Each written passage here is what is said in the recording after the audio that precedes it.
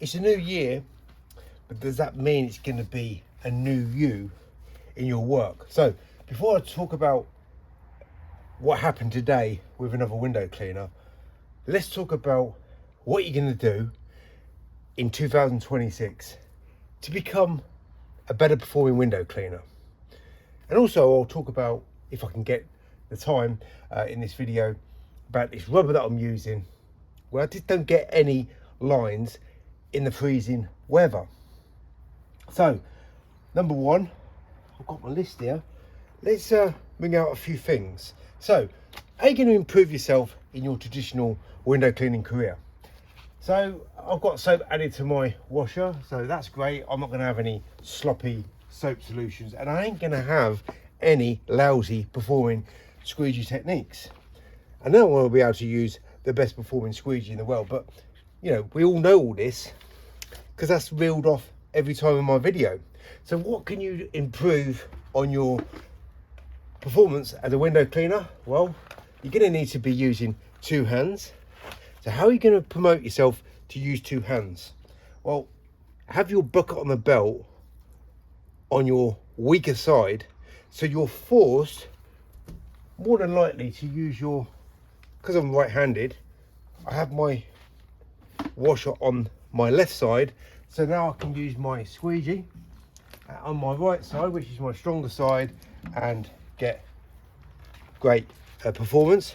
So I'm promoting using two hands by using my bucket on the belt on the left side. So many window cleaners on YouTube and around, well, all the local window cleaners around where I work, including the idiot that I spoke to today, have their one-handed action and their bucket on the belt on the side that they use their squeegee in. So I will never be, as a rule, maybe there's an occasional rule where I'll break it, but you'll never see me using a combination tool. So I've got my washer and I've got my squeegee, and I'm going to be squeegeeing over my washer more than likely. So I don't tend to use combination tools. Doesn't matter what combination tool it is in the hand, I will be always, especially when I'm working inside, but especially when I'm working outside, using two hands with my bare naked squeegee and my washer. Even an accelerator, I won't be using that as a rule, with the washer and the squeegee with one hand. But on a pole, it's a completely different story, so I will be using the combination tool on the pole. So if I'm using that, I suggest you use that too. So if you're migrating from just the average window cleaning squeegee and you're going on to liquidators, the best rule I can give people is, well, you don't really need the accelerator to begin with, but you do need a flattened out handle. But go with a squeegee size that is usable. So we've got 3 different size windows here. What you're going to be best off using is a 10-inch for all these 3 windows, because you're going to be able to learn how to use your squeegee, because it does work differently to other squeegees, which is why most window cleaners are unable to use it. So if you've got a smaller squeegee size, you can navigate around the glass. If you're making constant mistakes, the bigger the squeegee, the less chance you're going to be getting perfect results. So let's cut down all the mistakes that we're making. Use a smaller squeegee to begin with. Once you get good at that, up your squeegee size, and you will become a much better performing window cleaner within weeks. Right? It doesn't take long to become a good performing window cleaner, but don't run before you can barely crawl. I haven't got my pole on me, but I've always said when it comes to pole work, use both sides of the pole. Who do you see on YouTube using both sides of the pole? Not many people at all. So don't do what everybody else does, because everybody else works longer, harder, slower, gets less results. Both sides of the pole is easy to learn. Just start low on the big pane of glass, both sides of the pole, and it will soon become like second nature within weeks. Okay, right. So, well, it's winter at the time at the moment. These aren't my winter gloves, by the way, but it's not cold enough really for me to use winter gloves. But just because it's winter doesn't mean that when it gets warmer you should stop wearing gloves. I'll wear these gloves near enough all year round. When it's really cold, I'll wear more thermal ones. But because I've got these gloves on, I might as well make the most of it, and I use these scrubbers here so I can scrub the glass without putting my tools away. Most of the time I can reach my place where I need to use you know, for my scrubbers, or my hand, my palm. These are definitely the best scrubbers, the most useful handful. They're handy because they're always on my hand. Scrubbers I've ever used in window cleaning, and they're not window cleaning tools. So this is my most used this is my most used tool, this is my most used tool, and this is my most used tool. Plus it protects my hands and keeps them a little bit more warmer when it's freezing cold. Okay, let's just do one more sort of way of becoming a better window cleaner in the new year. And I'll talk about this rubber, and then maybe talk about this idiot window cleaner I spoke to today. Not that I wanted to speak to him. These are seal disc windows, so it's ideal. Doesn't have to be, but it's ideal for me to close out on the bottom, because if I close out to the side, I'm going to get a close up mark. If they've got a rubber seal to the side and obviously on the bottom, I can close out to the side and or bottom, because we've got this rubber that protrudes out. So this rubber on the squeegee can buff up against that rubber seal before it hits the frame, and it's a perfect closeout. But if there's no rubber seal, then it won't fully close out, and you'll get a residue. So probably, more than likely, most scenarios, close out onto the bottom, and you have got a little bit of moisture there, but it's not going to leak out, potentially leak out from the side.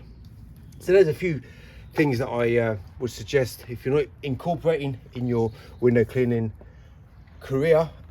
Do it, because you're only going to benefit from the advice that I've given you. And again, where's this advice coming from? Well, it's not really coming from anybody else, is it? So let's talk about this rubber. Now this is a prototype rubber, but I've used other NXT rubbers and it seems to work good in all seasons. But we're in minus temperatures right now in the UK, and I've been giving this I've been using it for a few weeks, but it's now freezing cold. And you know what happens when you've got freezing cold weather? When you make your moves, you've got directional change marks, you've got fine lines. It's an aggravation, because it's just, doesn't matter what you do, you're always going to have these very fine lines. But with this rubber that I'm using right now, so hopefully it will be on sale before springtime, I'm not having any fine lines. I'm not having any directional change marks. You can't see with this window because it's got a white background, but it's I'm not having any problems with it. Plus, it doesn't wear out like all the other rubbers. So you've got the benefit of being durable. This is a hard rubber, by the way. So if a hard rubber works this good in freezing temperatures, then I'm going to stick to using hard rubber throughout the year. What's the point in using soft rubber if this hard rubber works good in all temperatures? So yeah, this is hopefully going to be coming out very shortly, and I don't get any directional change marks. The rubber doesn't wear. I mean, I'm using this for weeks at a time on each side. So for the average window cleaner, they might be able to get a week out of using one strip of rubber both sides. Okay, so last but not least, talk about what happened this morning. So if anybody remembers what I've talked about in the past, I normally wear my glasses. Even when it's dark, I've still got my glasses on top of my head. I'm using antifreeze at the moment, so I really want to be wearing to protect my eyes anyway. Right, so I have to be careful not splashing this antifreeze in my eyes. But I've always got my earphones in. Now, that doesn't necessarily mean I've got anything playing in my ears, but it looks like I'm in my own world, which is what I want people to visually be aware of. So I'm not disturbing anyone. So there's a window cleaner working next door, and I thought, well, this is the time where I need to be on my guard, because like the other window cleaner that works on this job, this is the complete and utter arsehole, right? And this is the typical trait of window cleaners. They're generally, the local window cleaners are like a lot of these YouTube window cleaners. They're egotistical, they're angry, because they're hopeless at their work. So this guy, I could hear him swearing. He's doing what he can to get my attention, whereas I'm just getting on with my work. I've got my earphones in, but it's not engaged, right? Because I'm now ready. I'm ready for anything, because these are the typical angry arsehole window cleaners that want to press buttons and get a reaction. So I'm working away, and obviously I'm working a lot quicker than this other guy. And then when it comes to with the customer, dealing with the customer, I have a little chat with the person, and then I get paid and I go. But in that time when I'm working, he's literally next door to the house that I'm working on. I can hear him effing and blinding, just enough for me to be aware of. F this, F that, fucking bastard, you fucking cunt. Right, so he's trying to get my attention, but as far as he can see, I can't hear him. But he's trying to get that engagement, right? So I get paid, right? And he's constantly looking over. I've got my glasses on. I can see him because I can use my eyes to move, but I'm facing forwards, right? So I can see exactly what this prick is doing. And this is it's just the same you see on some of these YouTube window cleaners. They are absolute morons. They're just morons. Anyway, right, so I get paid, right, and I've just turned, and he's staring right over the hedge. He's at the front door. I'm moving away from my front door, and because I've just been paid. And I look at him and I say, "What's your problem? What's your problem? Do you have a problem with me?" And of course, what does he say? What can this guy say? He says nothing now. And I said, "I know what your problem is. Don't know your name, but I've seen you around. You're a miserable, angry, pathetic window cleaner because you're shit at your job." That is the bottom line. This is why these window cleaners are like the way they are. They think they are something special. They are nobodies. Only in their own little world is they are great, right? I say, this is it. What do you want? I can see you're trying to engage. What do you want from me? Do you want to go? No, he doesn't want to go now. He doesn't want to go now. But he's been pressing these buttons, for the last 10, 15 minutes. Obviously, he was there before I got there. I got there after him. I finished way before him. But he's pissed off because I'm right next door to him.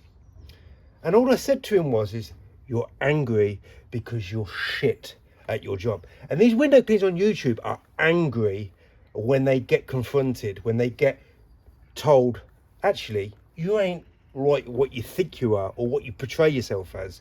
You are a complete nobody.